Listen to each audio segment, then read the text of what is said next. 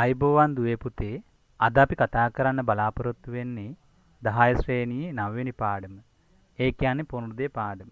අපේ ඉතිහාස ප්‍රශ්න පත්‍රය හැදෙනවා යුරෝපා ඉතිහාසය සහ ලංකා ඉතිහාසය කියලා කොටස් දෙකකින්.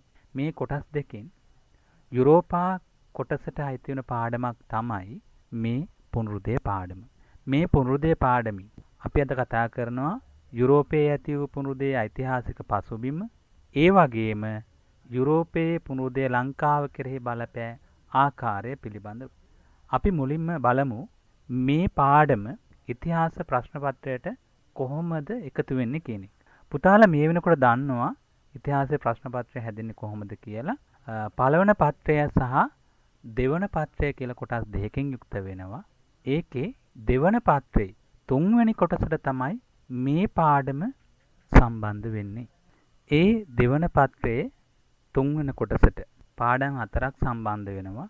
එකක් තමයි පුනරුදේ පාඩම 10 ශ්‍රේණියේ 9 වෙනි පාඩම. අනිත් එක තමයි 11 ශ්‍රේණියේ පළවෙනි පාඩම කාර්මික විප්ලවය. 11 ශ්‍රේණියේ 7 වෙනි පාඩම ලෝකයේ කැපී පෙනෙන විප්ලව.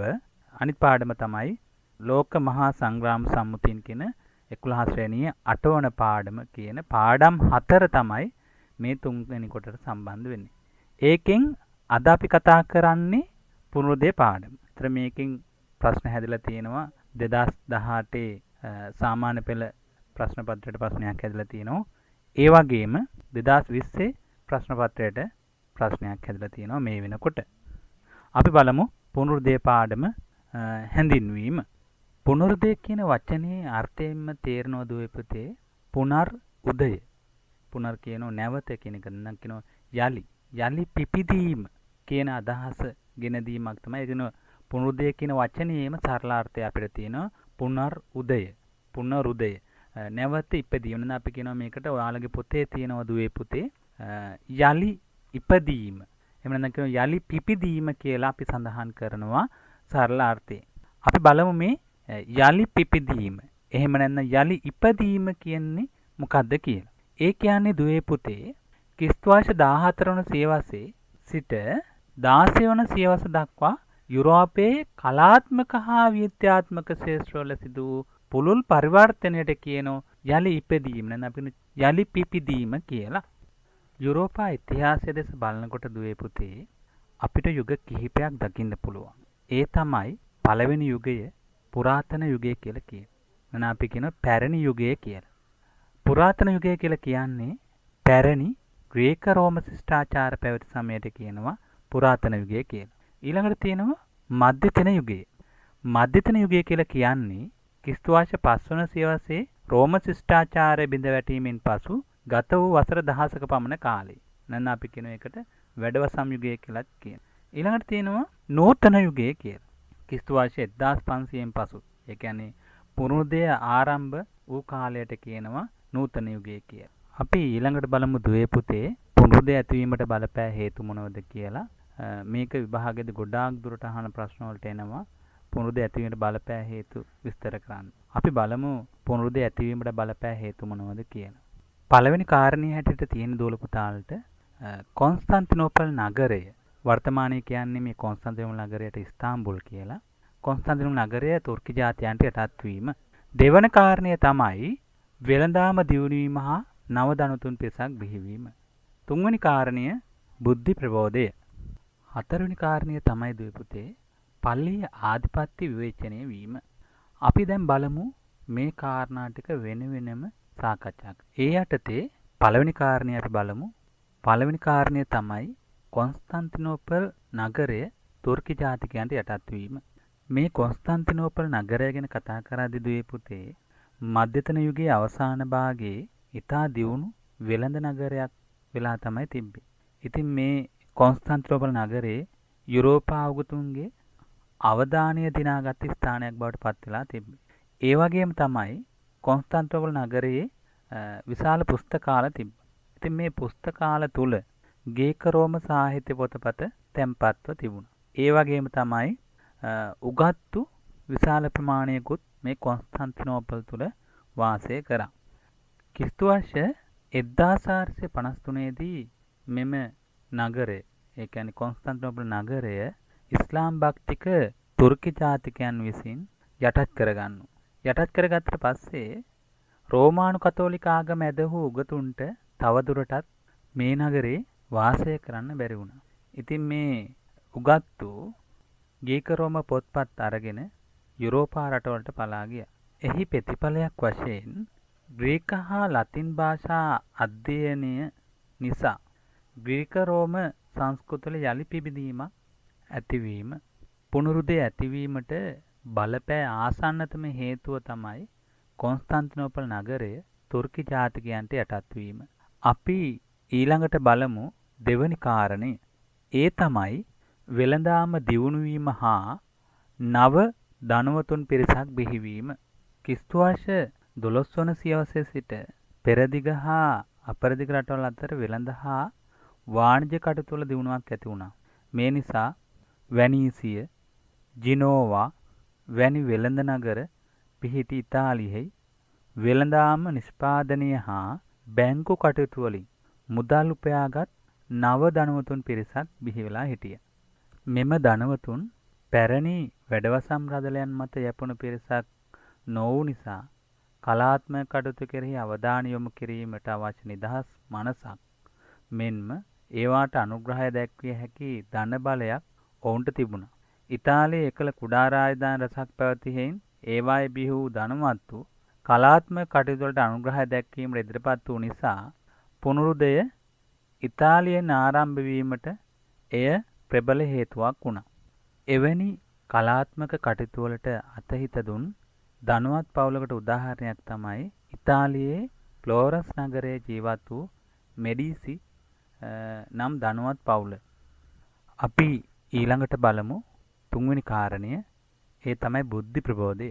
රෝම ශිෂ්ටාචාරයේ පරිහානියෙන් පසුව ආගමික ආයතන මුල් කරගෙන පැවති අධ්‍යාපන ක්‍රමය තුළ ප්‍රධාන විෂයන් වුණේ දේව ධර්මය, දර්ශනය, නීතිය කියන විෂයන්. නමුත් දුවේ පුතේ 12 වන සියවසෙන් පසුව බිහි වූ නව අධ්‍යාපන ආයතනවල පැරණි සාහිත්‍ය, නාට්‍ය, ශබ්ද විද්‍යාව, ඉතිහාසය වැනි නව විෂයන් ඉගැන්වීම් කටයුතු කරා. එමගින් නව උගතුන් පිරිසක් බිහි වුණා.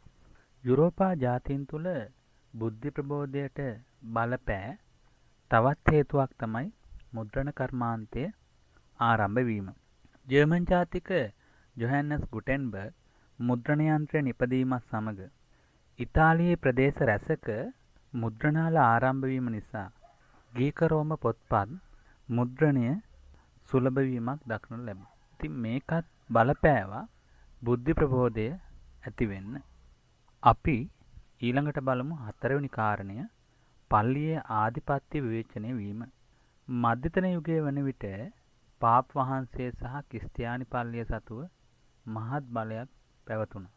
මේ නිසා ආගම මිනිස් ජීවිතයේ බොහෝ අංශ කෙරෙහි විශාල බලපෑමක් ඇති කර තිබුණා. මේ නිසා පුනරුද සමයේ නැගී චින්තන ප්‍රබෝධයේ ප්‍රතිඵල වශයෙන් කතෝලික සභාවේ ඇතැම් දුර්වලතා විවේචනයට ලක් වුණා. අපි දැන් බලමු කතෝලික සභාවේ ඇතැම් දුර්වලතා විවේචනයට ලක් කළ අය කවුද කියලා. දුවල පුතාලට පේනවා ඇති සටහනක් මගින් මේ පැත්තේ තියෙනවා රට, ඒ වගේම තමයි විවේචනය කළ අය.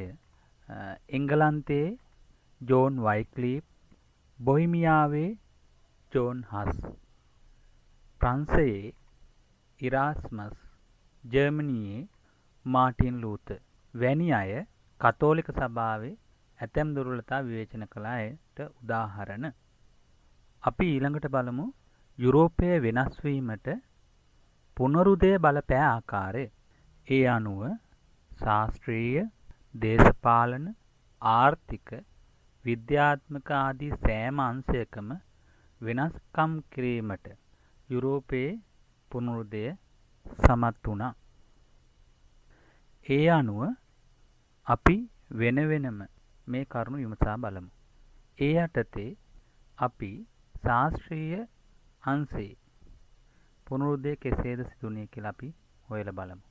ශාස්ත්‍රීය පුනරුදය භාෂාව හා සාහිත්‍ය, මානවවාදය, කලා ශිල්ප, චිත්‍ර කලාව, ප්‍රතිමා කලාව, ගෘහ නිර්මාණ ශිල්පය යන අංශ කෙරෙහි විශාල බලපෑමක් සිදු වුණා. අපි ඒ යටතේ බලමු භාෂාව හා සාහිත්‍යයේ පුනර්ජීවනය කෙසේද සිදුුනේ කියලා. මධ්‍යතන යුගයේදී යුරෝපා රටවල භාවිතා වුණේ ගෝත්‍රික භාෂාව.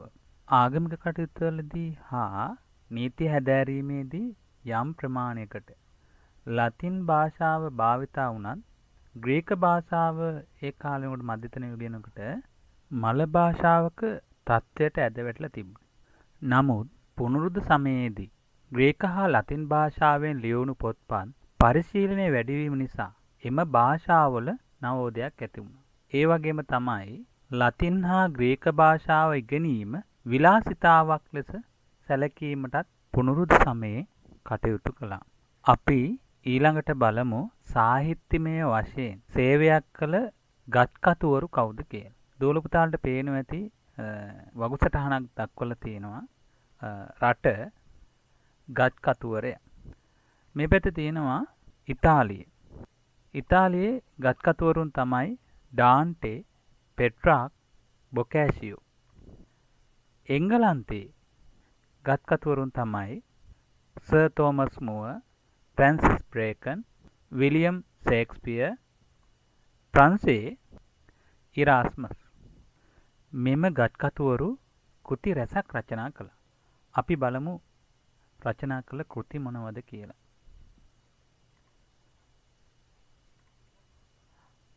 නිදසුන් ලෙස අලගිරි ඩාන්ටේ රචනා කළ ඩිවිනා කොමඩියා. පෙට්‍රාක් රචනා කළ ලෝරාට සැහැලි කවි. අපි දැන් බලමු ගත්කතුවරුන්ගේ පින්තූර කිහිපයක්. දූල පුතාලට පේනවා ඇති ඉතාලියේ ජියෝවානි බොකෑසියෝ,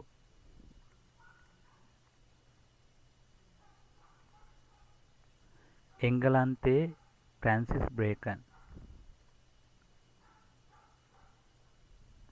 ප්‍රංසයේ ඩෙසිඩේරියස් ඉරාස්මස්. අපි ඊළඟ මාතෘකාවට යමු. ඒ තමයි මානවවාදී. පුනරුද්ධ සමයේ විශේෂ ලක්ෂණයක් තමයි මානවවාදී. මානවවාදය කියලා කියන්නේ මිනිසා උතුම් කොට සැලකීම. මධ්‍යතන යුගයේදීම තිබ්බේ දේවවරම් වාදය. එනමුත් දුවේ පුතේ පුනරුද්ධ සමයේදී මානවවාදය පිළිගැනීම නිසා සෑම දෙයක් දෙසම වඩාත් විචාරාත්මක බැලීමට පටන් ගත්ත මේ මානවවාදය නිසා. ඒ වගේම තමයි දේවධර්මවාදී විෂයන් වෙනුවට මානවවාදී විෂයන් ඉගෙනීම ආරම්භ වුණා.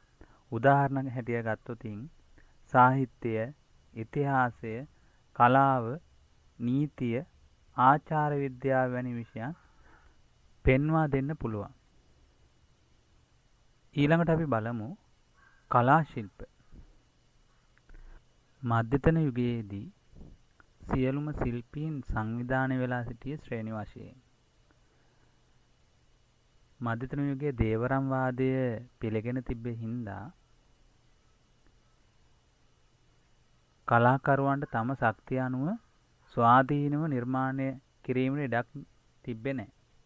ඒක නිසා දුවේ පුතේ පුනරුද්ධ සමයේ අගය කරන ලද පුජ්‍යලවාදයේ ප්‍රතිඵලයක් වශයෙන් කලාකරුවෝ ස්වාධීනව තම දක්ෂතා ඉස්මතු කරමින් නිර්මාණ බිහි කිරීමට පටන් ගත්තා.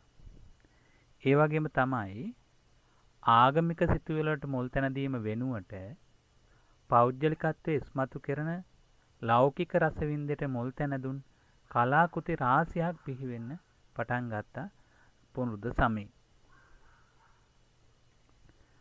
ඊළඟට අපි බලමු චිත්‍ර කලාව පිළිබඳව. කලා ශිල්ප අතරින් පුනරුද්ධ සමයේ ඉතා පුළුල් වෙනසකට ලක් වූයේ චිත්‍ර කලාව. ඉතාලියේ ෆ්ලෝරන්ස් නගරය නව චිත්‍ර කලාවක් බිහි කළ මධ්‍යස්ථානයක් වුණා. මධ්‍යතන යුගයේදී ආගමික වශයෙන් වැදගත් වූ පුජ්‍යලයන් එනම් ක්‍රිස්තුස් වහන්සේ, කන්‍යා මරියතුමිය වැනි අය චිත්‍රවලට වස්තු විෂය වූ අතර පුනරුද සමයේදී ධනවතුන්ගේ රූප චිත්‍ර නැගීම දකින්න පුළුවන්. මෙකල සිටි චිත්‍ර ශිල්පීන් අතරින් ලියනාඩෝ ඩාවින්චි, මයිකල් ආන්ජලෝ, රපායල්, මැසෙක්සියෝ, බොටිචෙල්ලි වැදගත් වෙනවා. චිත්‍ර ශිල්පීන් ඇඳපු චිත්‍ර බලමු. පුතාලට පේනවා ලියනාඩෝ ඩාවින්චි. ලියනාඩෝ ඩාවින්චි කියලා කියන්නේ පුතේ චිත්‍ර ශිල්පියෙක්, කවියෙක්, සංගීතඥයෙක්, විද්‍යාඥයෙක් හා ප්‍රායෝගික ඉංජිනේරුවෙක්. එතකොට මොනාලිසා චිත්‍රය, අන්තිම රාත්‍රී භෝජන සංග්‍රහය වැනි චිත්‍ර විශ්ව කලාකෘති ලෙස අදටත් ජනප්‍රියත්වයක් උසලනවා.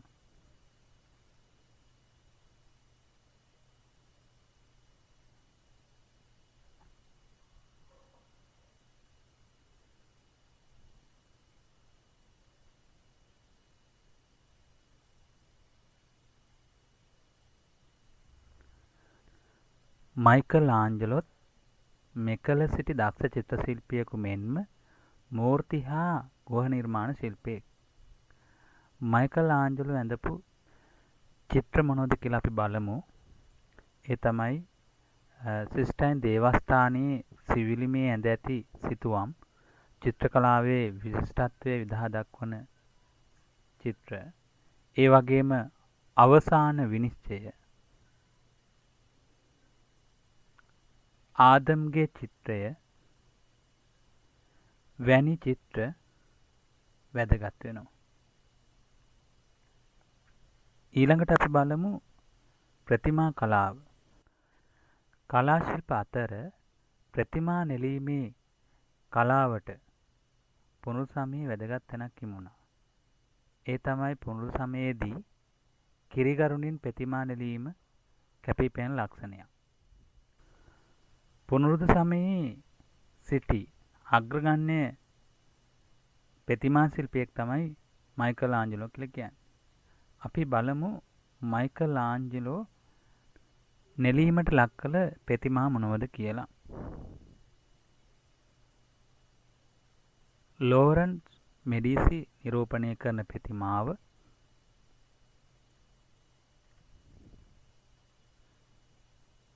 පියේටා ප්‍රතිමාව,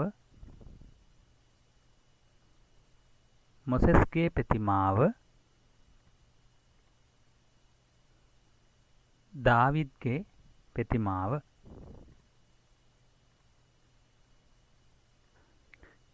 ඊළඟට අපි බලමු ගෘහ නිර්මාණ ශිල්පයේ වැදගත්කම් මොනවද කියලා.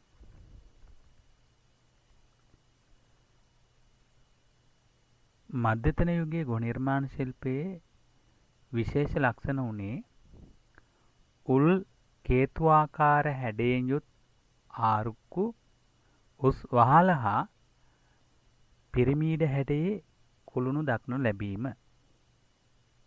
පුනරුද සමයේ රෝම ගෘහ නිර්මාණ ශිල්පයේ අනුව වටකුරු ආරුක්කු, උස් කුළුණු හා අර්ධගෝලාකාර ශිඛර ගෘහ නිර්මාණ කලාවේ ප්‍රධාන ලක්ෂණ බවට පත් වෙලා තිබ්බා. අපි බලමු එවැනි ගොඩනැගිල්ල වලට උදාහරණ මොනවද කියලා. පුතාලට පේනවා ඇති ගොඩනැගිල්ලක්. ඒ පින්තූරයෙන් පේන්නේ පුනරුද සමයේ ශෛලියට අනුව ප්‍රංශයේ ඉදිකරන ලද නේවාසයේ ගොඩනැගිල්ලක පින්තූරයක්.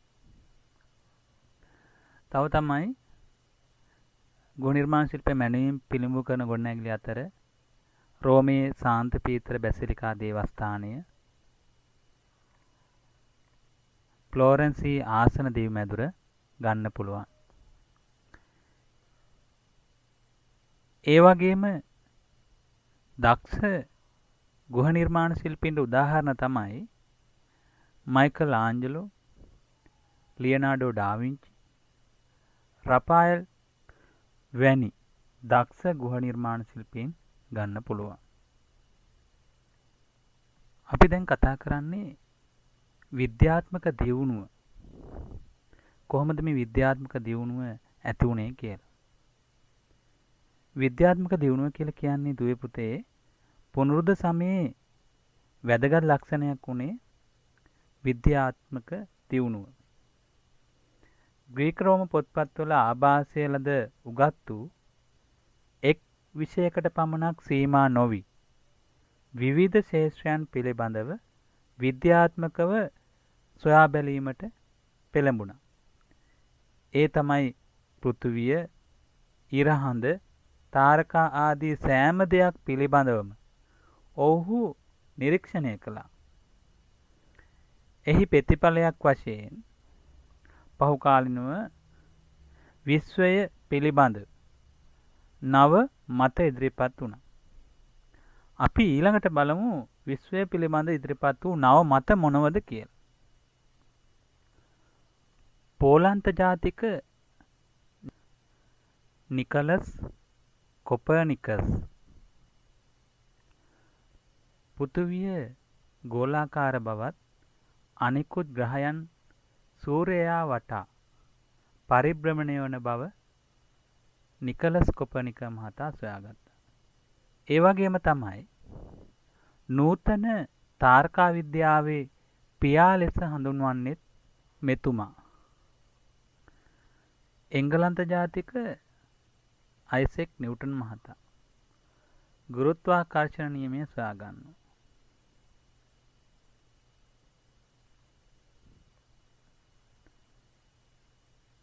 ජර්මන් ජාතික ජොහන්ස් කේප්ලර් මහතා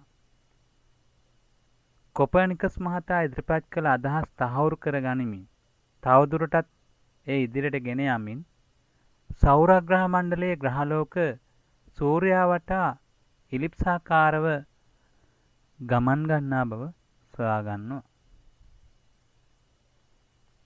ඉතාලි ජාතික ගැලීලියෝ ගැලිලි දුරදක්නය නිපදවනවා. එය මගින් ආකාශ වස්තු නිරීක්ෂණය කර චන්ද්‍ර ආවාට බ්‍රහස්පති ග්‍රහයාගේ උපග්‍රහයන් නැති බව සොයාගන්නවා. ඒ වගේම තමයි ගැලීලියෝ ගැලිලි අත්හදා බැලීමේ පියා ලෙස හඳුන්වනු ලබනවා. පුනරුදයක් සමග නවෝදයක් ඇති වූ තවත් අංශයක් තමයි වෛද්‍ය විද්‍යාවේ දියුණුව. අපි දැන් බලමු වෛද්‍ය විද්‍යාවේ දියුණුව සඳහා නව සොයා ගැනීම ඉදිරිපත් කළ අය කවුද කියලා. ඒ අනුව ඉංග්‍රීසි ජාතික විලියම් හාවේ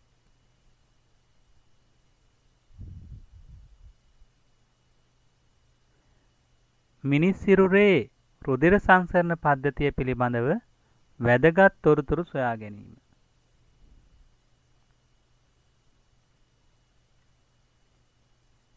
ස්විස් ජාතික වෛද්‍ය පැරසෙල්සස් ලෙඩ රෝග සෑදීමට තුඩු දෙන හේතුද ඒවට ප්‍රතිකර්ම අත්හදා බැලීමද කළා. ඒ වගේම තමයි නූතන ඖෂධ විද්‍යාව කෙරෙහි රෝග චිකිත්සා ක්‍රමය කෙරෙහිද විශාල බලපෑමක් ඇති කළා ස්විස් ජාතික වෛද්‍ය පැරසෙල්සස් මහතා.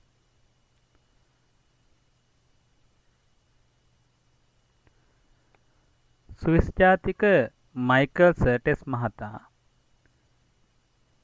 සොයාගත්තා රුධිරයේ හදවතේ දකුණු කෝෂයෙන් පිටවී ගොස් පෙනහැලු මගින් පිරිසුදු වී යළිත් හදවතට පැමිණ ශරීරය පුරාම විසිරී යාම පිළිබඳව තොරතුරු. මේකත් වෛද්‍ය විද්‍යාවේ දියුණුවට හේතුවක් වුණා. ඉහතින් සඳහන් කළ ආකාරයටම ජර්මන් ජාතික ජොහැන්නස් ගුටෙන්බර්ග් මුද්‍රණ යන්ත්‍රය නිපදවීම නිසා මුද්‍රණ කර්මාන්තය තුලත් දියුණුවක් ලැබුවා. දේශපාලන නවෝදය.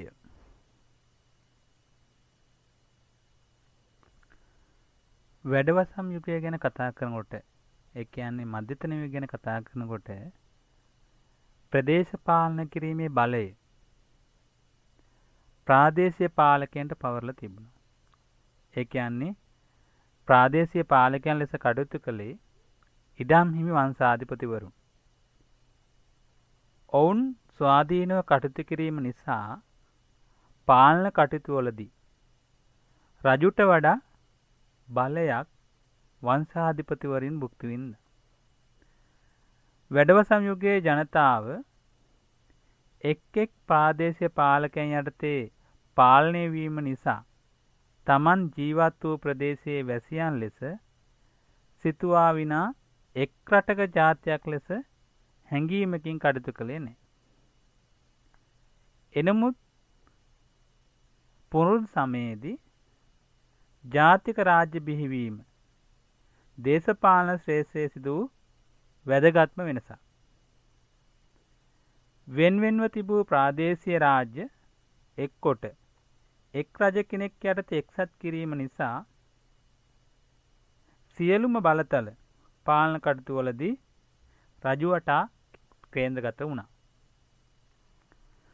12 වන සියවසේ වෙළඳ කටයුතුවල දියුණුවත් සමග මධ්‍යම පන්තියක් බිහි වුණා. මෙම පන්තියට වෙළෙන්දන්, බැංකුකරුවන්, නැව් හිමියන් හා තවලම් හිමියන් වැනි පිරිස් අයත් වුණා. ඊට අමතරව ඉඩම් හිමි වංශාධිපතිවරුන්ට හිමිව තිබූ බලතල හා අයිතිවාසිකම් අඩු වුණා.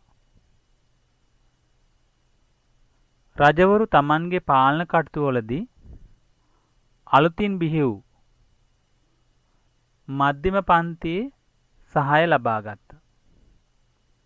ඒ වගේම තමයි ඔවුන්ගේ වෙළඳ කටයුතු සඳහා රාජ්‍ය අනුග්‍රහයද ලබා දුන්න රජවරු. ආර්ථික නවෝදය. මධ්‍යතන යුගයේ ප්‍රවේණීය කේන්ද්‍ර කොටගෙන පැවති ස්වයංපෝෂිත ආර්ථික ක්‍රමය පරිහානියට පත් වී වෙළඳාමේ දියුණුවක් පුනරුද්ධ සමයේදී ඇති වුණා. ඒ වගේම යුරෝපයේ ජාතික රාජ්‍යයන් බිහිවීමෙන් පසු වෙළඳ කටයුතු පුළුල් කිරීම සඳහා රජයේ අනුග්‍රහය ඍජුවම ලැබීම.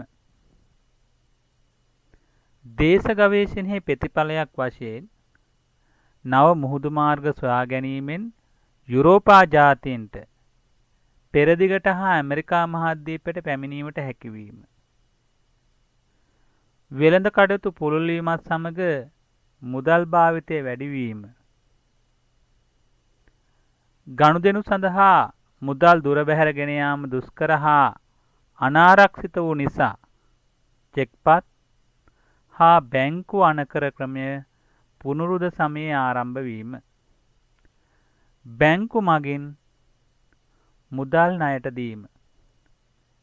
මෙන්න මේ වගේ කාරණා නිසා පුනරුදයේදී ආර්ථික පැත්තෙනුත් නවෝදයක් ඇති වුණා. අපි ඊළඟට බලනවා නව වෙළඳ මාර්ග සොයා ගැනීම. ඇයි මේ නව වෙළඳ මාර්ග සොයාගන්න හේතුවක් වුණේ? අපි ඉහතින් කතා කරා වගේම ක්‍රිස්තු වර්ෂ 1453 දී කොන්ස්ටාන්තිනෝපල් නගරය තුර්කවරුන්ට යටත් වීම නිසා යුරෝපියන්ගේ පෙර අපර දෙදිග වෙළඳ කටයුතු වලට බාධා ඇති වුණා. ඒක නිසා මුහුදු හා ගොඩබිම වෙළඳ මාර්ග සියල්ලම තුර්කි අධිරාජ්‍යයට යටත් වුණා. ඒ නිසා ආසියාතික භාණ්ඩ ලබා ගැනීම සඳහා පෙරදිගට ළඟා විය හැකි නව මුහුදු මාර්ග සෙවීමට යුරෝපීය පෙළඹුණා. යුරෝපීයන්ට නව මුහුදු මාර්ග සොයා යාමේ ගමන සාර්ථක කර ගැනීමට සුදුසු පරිසරයක් යුරෝපයේ ගොඩනැගිලා තිබ්බේ. ඒ තමයි නාවික ගමන්වල සුරක්ෂිතව යෙදීමට හැකි මාලිමා යන්ත්‍රය සොයා ගැනීම, උතුරුතරු මාපකය සොයා ගැනීම, ලෝකයේ ගෝලාකාර බව සොයා ගැනීම, ටොලමිගේ ලෝක සිතියම සොයා ගැනීම,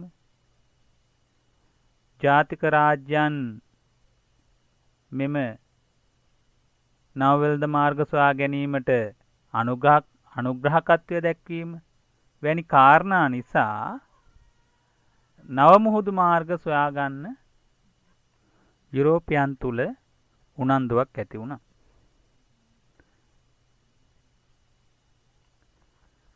දේශ ගවේෂණය සඳහා මුලින්ම උනන්දු වූ සාගරබඳ රටවල් දෙකක් තියෙනවා.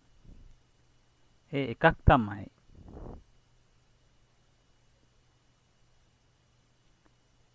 පෘතුගාලය. අනිත් එක තමයි ස්පාඤ්ඤ.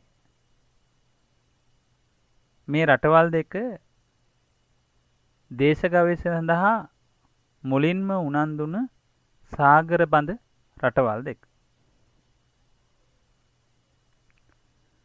මේ පින්තූරයෙන් දැක්වෙන්නේ ටොලමිගේ සිතියම.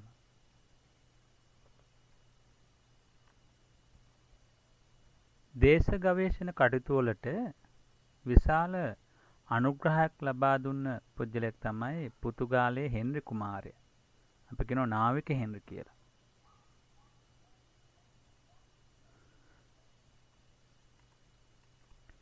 අපි බලමු බර්තොලමියෝ ඩයස්ගේ ගමන් මාර්ගය මොකක්ද කියලා. පෘතුගාලයේ සිට පෙරදිගට ළඟාවීම සඳහා මුහුදු මාර්ගයක් සෙවීමේ යෙදුණු බර්තොලමියෝ ඩයස් අප්‍රිකාවේ දකුණු තුඩුවට පැමිණ එහිදී කුණාටුවකට අහු වෙනවා. කුණාටුවකට අහුණාට පස්සේ අප්‍රිකාවේ දකුණු තුඩුවට කුණාටු තුඩුව කියලා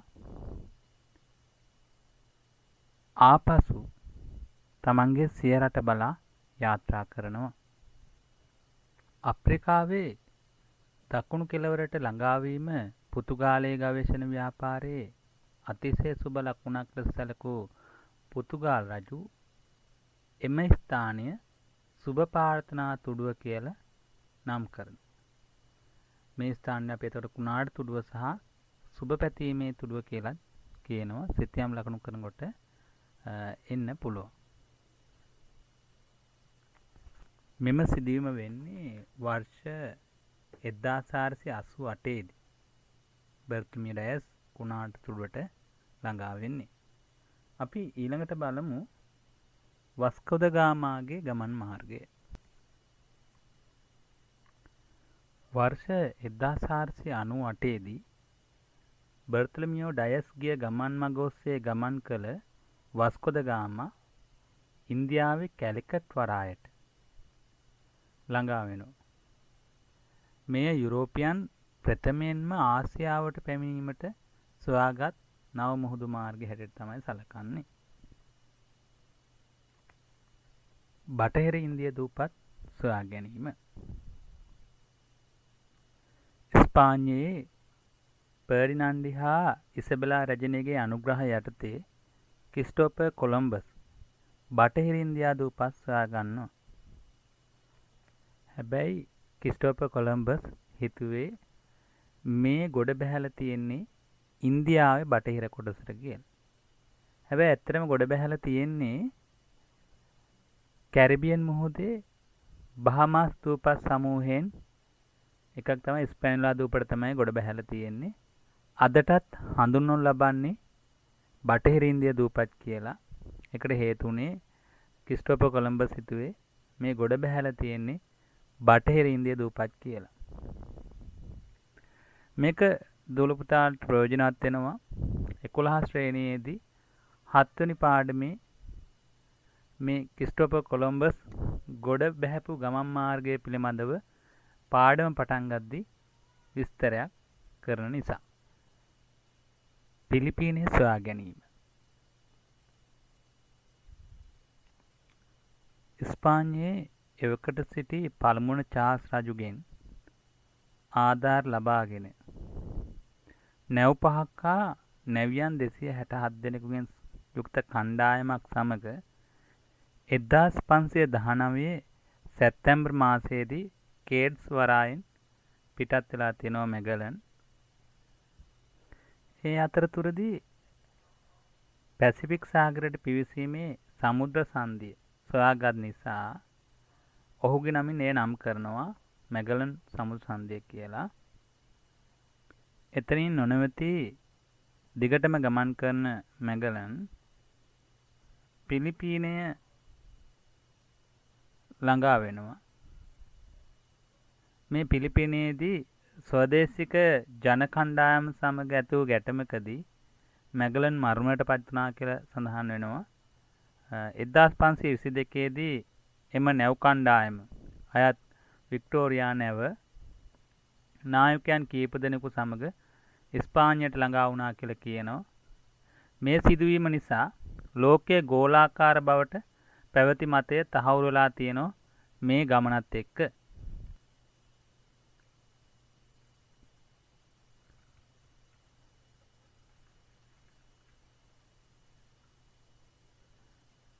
ඇමරිකෝ වෙස්පුසි ඇමරිකාව සොයා ගන්නවා.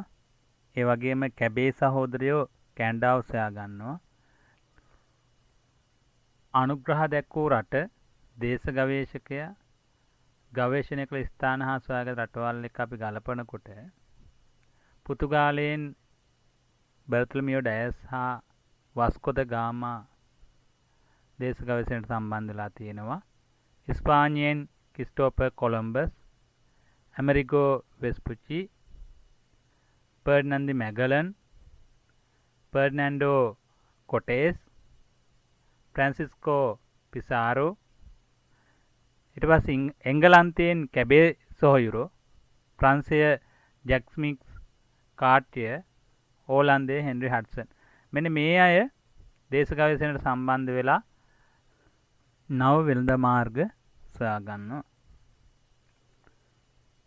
අපි ඊළඟ කරුණ බලමු පුනරුදයේ ගෝලීය ප්‍රවණතාව. අනිත් රටවල්ත් එක්ක ව්‍යාප්ත වුණේ කොහොමද කියන එක. පුනරුදය මුලින්ම ආරම්භ වන්නේ ඉතාලියේ ෆ්ලෝරන්ස් නගරයෙන්. දේශපාලන වශයෙන් මෙන්ම වෙළඳාම හා සමාජීය සංස්කෘතික වශයෙන්ද යුරෝපය හා සෙසු ලෝකයේ අතර සම්බන්ධතා ගොඩනැගීම. මුද්‍රණ කර්මාන්තයේ ලෝපුරා පැතිරීම. යුරෝපයේ චින්තනය හා සාහිත්‍ය සෙසු රටවලත් ව්‍යාප්ත වීම. උදාහරණයකට ගත්තොත් යටත් වීතවල ධනවතුන්ගේ දූ දරුවන් අධ්‍යාපන කටයුතු සඳහා යුරෝපයට යාම. යුරෝපීයෝ තම යටත් වීතවල තම තමන් ඇදහූ ආගම ප්‍රචාරය කිරීම. යුරෝපයේ එවකට ප්‍රචලිත වූ වාස්තු විද්‍යාව, කලා ශිල්ප සෙසු රටවල් වලටත් ලැබීම. ඊළඟ කාරණා තමයි යුරෝපීය තාක්ෂණය හා විද්‍යාත්මක දැනුම ආදියත් ලොව පුරා පැතිරීම. මේ තමයි පුනරුදයේ ගෝලීය ප්‍රවණතාව. පුනරුදය ලංකාව කෙරෙහි බලපෑම.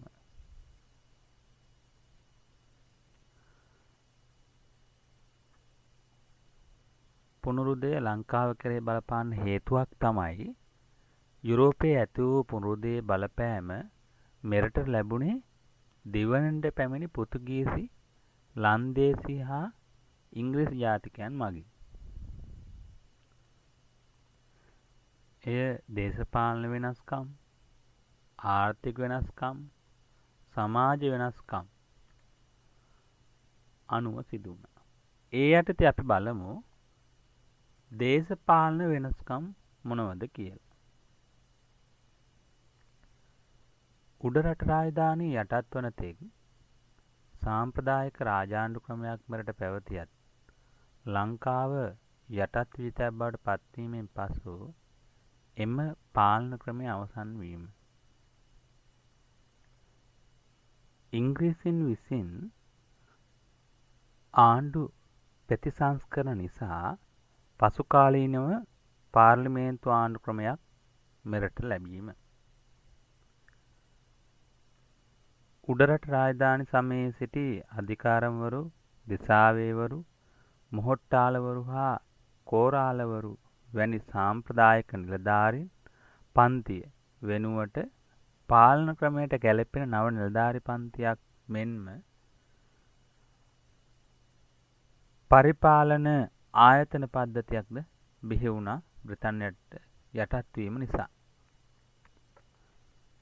ලන්දේසින්ගේ පාලන කාලයේ රෝම ලන්දේසි නීතිය මෙරටට හඳුන්වා දීම. බ්‍රිතාන්‍ය පාලන කාලයේදී සමකාලීන යුරෝපීය නීති මූලධර්මවලට අනුකූලව නීති රීති පද්ධතියක්ද යුක්තිය පසඳලීමේ අධිකරණ පද්ධතියක්ද මෙරට ස්ථාපිත වීම.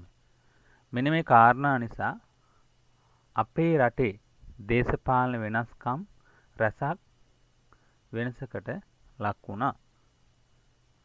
මේ තමයි දේශපාලන ශ්‍රේෂ්ඨයට පුනරුද්ධය අදාළ වුණේ කොහොමද කියන එක. අපි ඊළඟට බලමු ආර්ථික වෙනස්කම්. මධ්‍යතන යුගයේදී යුරෝපා වෙළඳ කටයුතු වලදී කැපී පෙනුන වැනීසිය, ජිනෝවා, කොන්ස්ටාන්තිනෝපල් වැනි මධ්‍යධරණි මුහුද ආශ්‍රිත නගර වෙනුවට පුනරුද්ධ සමයෙන් පසුව පෘතුගාලය, ඉස්පාඤ්ඤය, ප්‍රංශය, ඕලන්දය හා එංගලන්තය වැනි අත්ලාන්තික් සාගරය ආශ්‍රිත රටවලට වැදගත් තැනක් ලැබීම. යුරෝපීයන් මෙරටට පැමිණීමත් සමග ලංකාව හා යුරෝපය අතර ඍජු වෙළඳ සබඳතා ආරම්භ වීම. වෙළඳාම ඉලක්ක කරගනිමින් ලන්දේසින් මෙරට කුරුඳු වගා කළ අතර බ්‍රිතාන්‍ය කෝපි, කොකෝවා, සින්කෝන, තේ හා රබර් වැනි වෙළඳ භෝග වගා කළා. ඒ වගේම යුරෝපියන් යටතේ මෙරට වාණිජ ආර්ථික රටාවකට හුරු වීම නිසා එතෙක් පැවති ග්‍රාමීය ස්වයංපෝෂිත ආර්ථික ක්‍රමය බිඳ වැටුණා.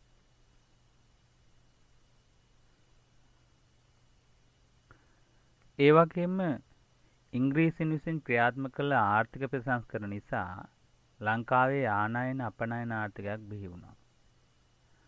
මේ නිසා ආහාර ද්‍රව්‍ය පවා ලංකාවට ආනයනය කිරීමට කටයුතු කළා. මීට අමතරව මුදල් භාවිතය ප්‍රචලිත වුණා. දුම්රිය මාර්ග හා මහා මාර්ග පද්ධතියක් ඇති වුණා. වෙළඳ නගර බිහි වුණා. උදාහරණ හැටියට කොළඹ, ගාල්ල, ත්‍රිකුණාමලය වැනි නගර ගන්න පුළුවන්. ඒ වගේම නව ධනෝපායන මාර්ග වලින් මුදල් උපයාගත් මධ්‍යම පන්තියක් බිහිවීම. මේ තමයි ආර්ථික ශේෂ්ත්‍රය ඇති කළ වෙනස්කම්. ඊළඟට අපි බලමු සමාජ ශේෂ්ත්‍රය ඇති කළ වෙනස්කම් මොනවද කියලා. මුද්‍රණ කර්මාන්තය ලංකාවට හඳුන්වා දීම නිසා මුද්‍රණ කර්මාන්තය මෙරටට හඳුන්වා දෙන ලද ලන්දේසින් වුණාට එය වඩාත් ප්‍රචලිත වුණේ බ්‍රිතාන්‍ය පාලන සමයේදී. යුරෝපා චින්තනයත් සාහිත්‍යයත් මෙරට ලැබීම. ඒ කියන්නේ දුවේ පුතේ ඇතැම් ලාංකිකයන් යුරෝපා රටවලට ගොස් අධ්‍යාපන ලබා මෙරටට පැමිණීමත් සමග යුරෝපා චින්තනයත් සාහිත්‍යයත් මෙරටට ලැබෙන්න හේතුවක් වුණා. පෘතුගීසි ජාතිකයෝ මෙරට මුහුදුබඩ ප්‍රදේශවල රෝමානු කතෝලික ආගම ව්‍යාප්ත කළ අතර ලන්දේසිහු තමන් ඇදහු රෙපර මාදු භක්තිය මෙරට ප්‍රචලිත කළා. ඒ වගේම යුරෝපියන් ලංකාව තුළ ඉදි කළ දේවස්ථාන හා වෙනත් ගොඩනැගිලි ආදිය නිසා යුරෝපයේ පැවති වාස්තු විද්‍යාව මෙරටට ලැබෙන්න හේතුවක් වුණා. මේ තමයි සමාජ සංස්කෘතික වෙනස්කම්. අපි ඊළඟට බලමු මේ පාඩමෙන් කොහොමද ප්‍රශ්න හැදලා තියෙන්නේ කියලා. දූල පුතාලට පුළුවන් මේ පාඩමට සවන් දීලා ප්‍රශ්න වලට පිළිතුරු ලියන්න. කෙටි ප්‍රශ්න 40ක ඒකක පරීක්ෂණයක් තියෙනවා පහලින්. ඒකේ ලින්ක් එක ඔයාලට දාලා තියෙනවා දූල පුතාලට. අපි දැන් බලමු මේ පාඩමින් සාමාන්‍ය පෙළ විභාගයට ප්‍රශ්න හැදලා තියෙන්නේ කොහොමද කියලා.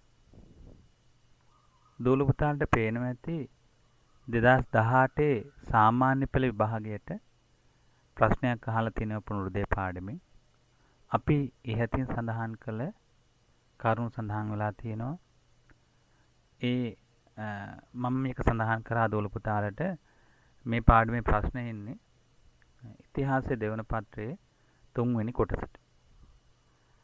8 වෙනි ප්‍රශ්නය එහෙම නැත්නම් 9 වෙනි ප්‍රශ්නට අදාළ ප්‍රශ්න හැදෙන්නේ දැන් පුතාල් දුවලට පේනවා ඇති 2018 සාමාන්‍ය පෙළ විභාගයේ 8 වෙනි ප්‍රශ්නට ඇවිල්ලා තිනවා පුනරුදේ පාඩමෙන් ප්‍රශ්නයක්. පුනරුදේ නිසා ප්‍රසිද්ධියට පත් ඉතාලි නගර 3ක් නම් කරන්න කියලා තියෙනවා. පෘථිවිය ගෝලාකාර බව සොයා ගැනීම, දුරේක්ෂණ ඉපදවීම, ගුරුත්වාකර්ෂණ නියම සොයා ගැනීම, මුද්‍රණ යන්ත්‍ර නිපදවීම වැනි සොයා ගැනීම කලේ කවුරුන්ද පිළිවෙලින් නම් කරන්න කියලා තියෙනවා. ඒ වගේම මානවවාදය යන්නෙන් කුමක් අදහස් කරන්නේද කියලා දාලා තියෙනවා. පුනරු සමයේදී ප්‍රසිද්ධියට පත් චිත්‍ර නිර්මාණ 3ක් නම් කරන්න කියලා තියෙනවා. මෙන්න මේ වගේ ප්‍රශ්න දෝල පුතාට ලබා දීලා තියෙනවා. මේ පාඩම අධ්‍යයනය කරලා මේ ප්‍රශ්න වලට පිළිතුරු ලියන්න. මේ තියෙන්නේ 2018 සාමාන්‍ය පෙළ විභාගයේ ප්‍රශ්නය. ඊළඟට තියෙනවා දෝල පුතාලට 2020 සාමාන්‍ය පෙළ විභාගයටත් ප්‍රශ්නයක් අහලා තියෙනවා මේ පාඩමේ.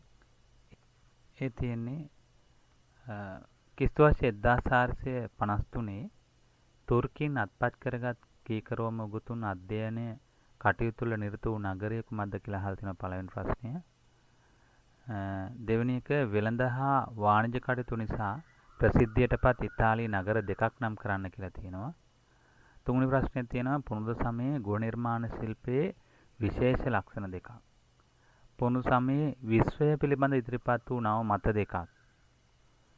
හතරවෙනි ප්‍රශ්නේ තියෙනවා පුනරුද සමයේ ඉතාලියේ බිහි වූ චිත්‍ර හා මූර්ති කලාවේ විශේෂ ලක්ෂණ දෙකක් නිදසුන් දක්වමින් විස්තර කරන්න කියලා.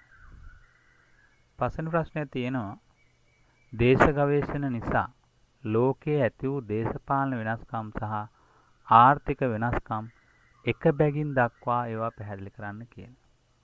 දැන් මෙන්න මේ වගේ ප්‍රශ්න රචනාමය ප්‍රශ්න මේ පාඩමෙන් හැදෙනවා. දූල පුතාලට පුළුවන් මේ ප්‍රශ්න වලට පිළිතුරු සපයන්න. මේ පාඩම හොඳින් සවන් දීලා මේ ප්‍රශ්න වලට උත්තර කොහොමද කියලා සාකච්ඡා කරන්න පුළුවන්. ඒ වගේම තමයි පුතාලට පහලින් ලින්ක් එකක් දාලා තිනවා ප්‍රශ්න 40ක. මේ පාඩමේ ඒකක පරීක්ෂණය ඒකත් කරන්න පුළුවන්. දූල පුතාල සිල්දාටම බුදුසන්නයි දෙවි පිහිටයි. සුබ දවසක් වේවා. අපි නැවත වෙන පාඩමකින් හමු වෙමු.